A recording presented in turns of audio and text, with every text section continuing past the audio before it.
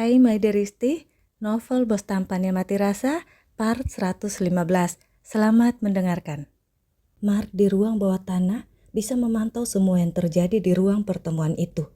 Tapi apa yang terjadi di toilet, Mark tidak bisa melihatnya. Dia hanya menerima pesan dari Dika dan Dim yang menceritakan kejadian itu. Mark memakai topengnya dan ke tempat Andre di rumah sakit. Aku harus muncul. Dengan begitu orang itu tidak akan menyerang siapapun. Aku membuat Alana dan anak-anakku dalam bahaya, keluh Mark. Sabar Mas Bro, kita jalankan sesuai rencana kita. Kalau Mas Bro ke sana dan mereka menghabisimu, bagaimana kau bisa melindungi anak-anakmu dan perusahaanmu?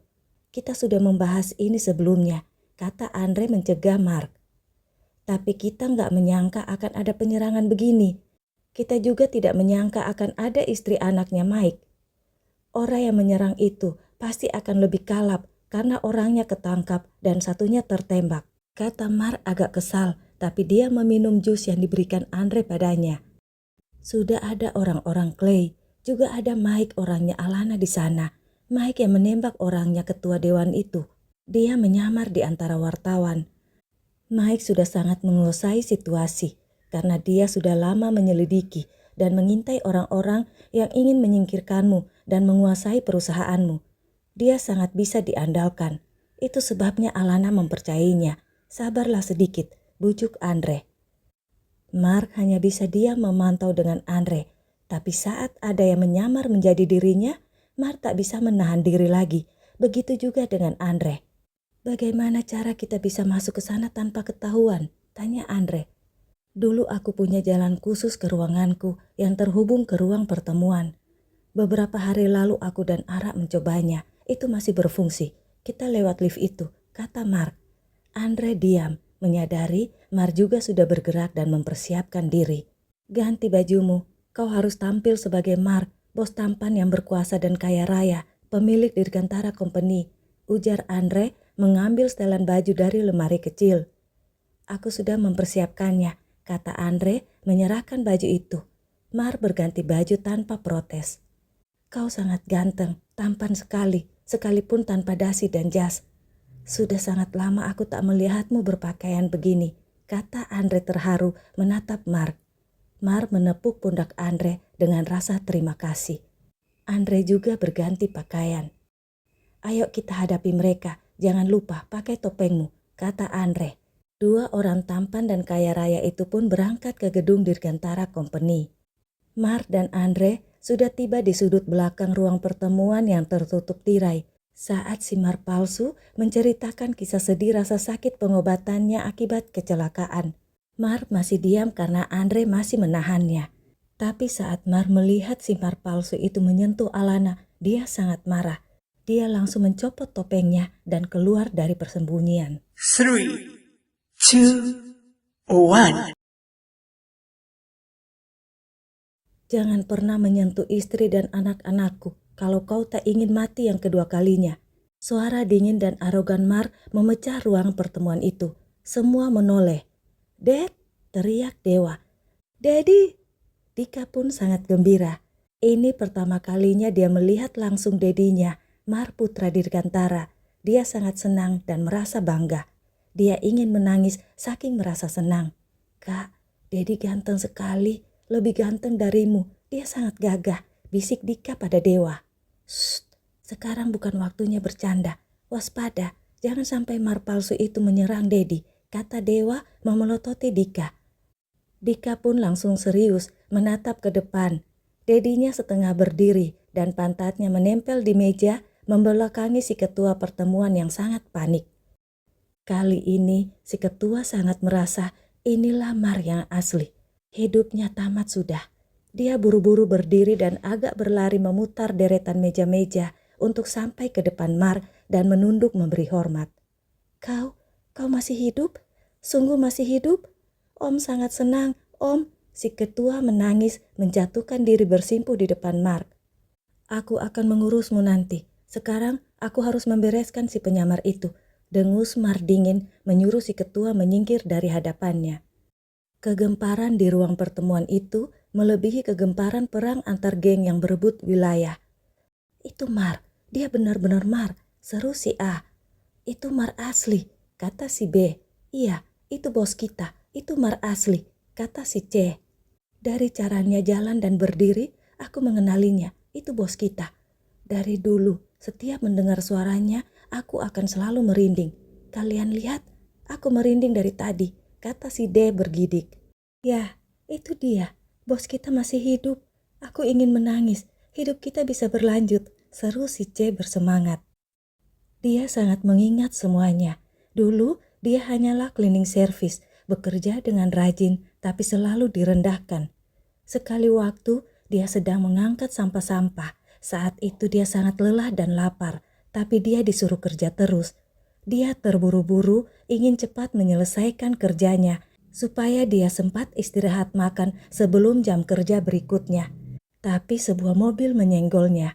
Bukan dia yang menyenggol, dia pun berada di tempat yang bukan untuk jalur mobil. Tapi orang yang di dalam mobil memakinya, menendang dan menghamburkan sampah-sampah yang dibawanya ke sepanjang jalan yang akan dilalui mobil itu.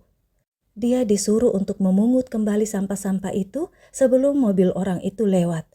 Dia sudah sangat lelah, terhuyung memungut sampah-sampah itu sampai sebuah tangan menariknya. Dia yang pekerja rendah, mana pernah melihat bos besar pemilik perusahaan tempatnya bekerja. Dia tak mengenal kalau tangan yang menariknya adalah tangan bos, tangan Mark. Ampun Tuan, maafkan saya akan memungut sampah-sampahnya lagi dengan cepat. Tuan jangan memegang saya, tangan saya kotor, badan saya bau. Tuan menjauhlah dari saya akan bersihkan dengan cepat, kata si cleaning service menunduk hormat dan bergegas menarik tangannya. Tapi Mark tidak melepas tangannya. Kau diam di sini, diam dan jangan berbuat apapun. Dia mendengar suara Mark dan menatapnya. Untuk pertama kali, dia melihat seorang pria yang sangat tampan, dingin dan tidak tersenyum. Tapi dia merasa orang itu sangat bersinar. Orang yang menindasnya turun dari dalam mobil tergopoh-gopoh menghampiri Mark. Pak Mark, kenapa Bapak ada di sini? Di sini panas dan kotor. Security, cepat ambilkan payung. Kau, hei orang kotor, cepat bersihkan sampah-sampahnya. Kau tak tahu siapa orang ini? Dia pemilik gedung dan perusahaan ini. Ayo sana, bersihkan sampahnya, teriak orang itu. Bukan dia, tapi kau. Kau yang harus memungut sampah-sampah itu, sampai bersih. Ini jam istirahat kerja, jadi dia harus istirahat. Kau yang harus bersihkan dan memungut sampah-sampah itu. Jangan satupun ada yang membantu. Ayo kerjakan, perintah Mark dingin. Aku? Tapi Pak, aku kan... Orang itu ingin protes, tapi Mark sudah menyelanya. Kau tidak mau? Kau pikir aku tak melihat kalau mobilmu yang salah? Karena kau menolaknya, maka selama 1 bulan ke depan, kau harus menggantikan pekerjaannya sebagai cleaning service. Kalau kau tak mau, silakan keluar dari perusahaanku, kata Mark lalu berjalan ke mobilnya, tapi sejurus kemudian dia berbalik lagi. Kalian, jangan ada satupun dari kalian yang membantunya. 1 bulan dia akan bekerja sebagai cleaning service. Aku akan langsung mengawasinya. Pak Tomo, nanti setelah istirahat, antar Bapak cleaning service itu ke ruang Bu Lia di admin, kata Mark lalu masuk dalam mobil dan pergi. Sejak saat itu, dia sebagai cleaning service jadi bertugas membersihkan seluruh area lantai atas. Hanya lantai atas, lantai tempat kantor Mark, bosnya, bekerja. Dia juga bertugas membuat kopi, mengantar surat-surat ke ruangan Mark dan tugas lain-lain. Hanya dia pekerja rendah yang bebas keluar masuk ruangan Mark. 1 tahun kemudian, dia diangkat sebagai pegawai tetap. Dia bekerja dengan sangat rajin dan setia pada Mark untuk membalas kebaikan Mark. Dia pelan-pelan naik posisi sampai menjadi salah satu anggota dari dewan direksi. Sampai suatu saat, dia mendengar Mark kecelakaan dan meninggal. Dia patah hati dan menangis sedih berhari-hari.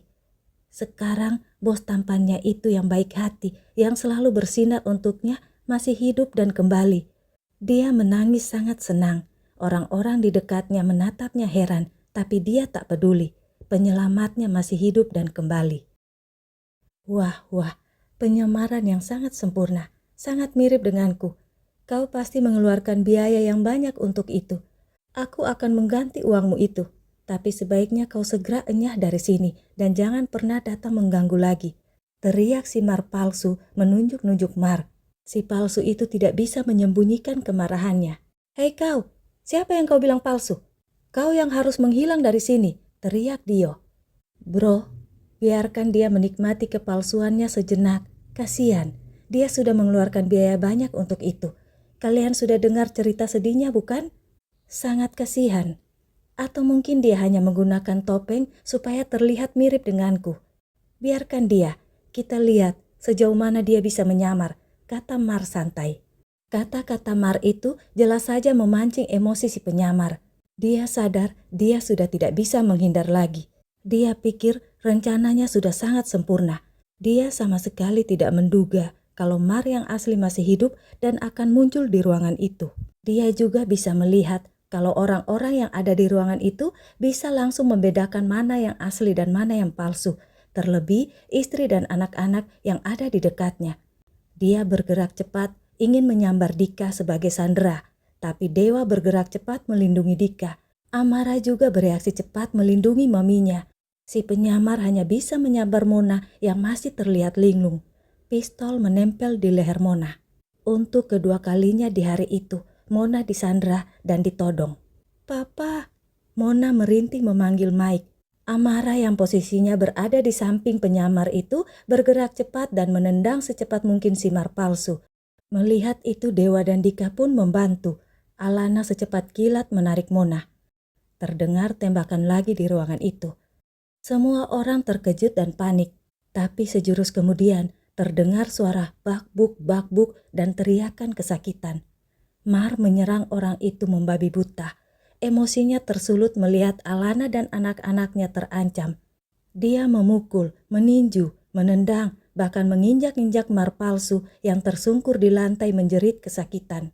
"Bos, stop, kita ringkus dia dan selidiki, stop." Steve menahan Mark. Melihat si penyamar sudah dibekuk, si ketua dan dewan direksi lain langsung berkerumun di situ. "Siapa kau?" bentak Mar lalu menjambak menguliti wajah orang itu. Ternyata benar orang itu hanya memakai topeng. Topeng itu pun robek dan langsung copot dari wajah orang itu. "Kau?" Si ketua pertemuan berseru terkejut melihat wajah orang itu. "Wise men said, just walk this way, go down in the night. Close your eyes and you will find